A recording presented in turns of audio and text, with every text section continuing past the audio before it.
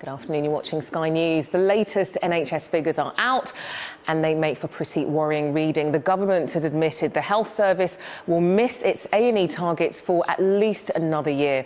When in a letter to Truss, the head of the NHS in England has warned targets must be met by March 2018. Well, let's take a look at some of them in a bit more detail. And once again, key targets for A&E and on ambulance response times missed in January. In fact, they haven't been hit for almost 2 years now.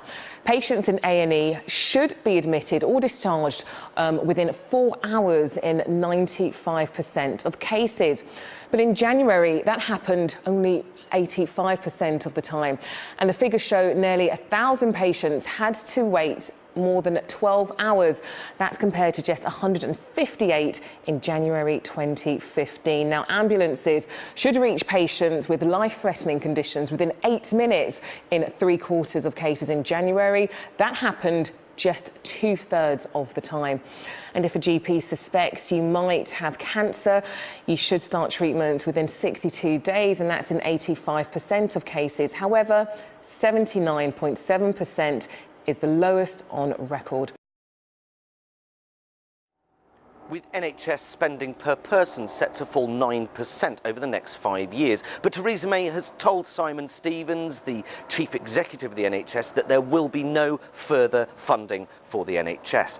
However, by outsourcing, can the NHS... Oh, fuck off. It's not outsourcing. Can we at least call it what it is, Tim? It's privatisation. It's not outsourcing. The guy that runs the NHS says it desperately needs more money. Why don't they just give him more money? What does that fucking bitch not understand? It's the NHS.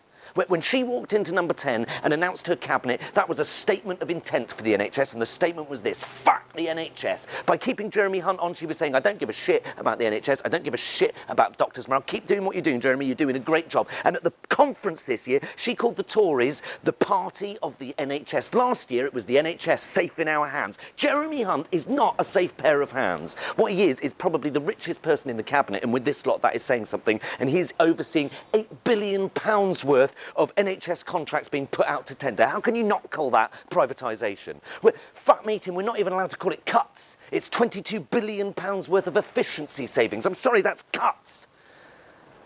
How do you privatise one of the country's most treasured institutions? I'll tell you what, you run it into the ground, so that increased waiting lists and shortage of beds and staff. It means for the NHS to even function, it has to outsource. It has to privatise itself to survive. You make it privatise itself. What?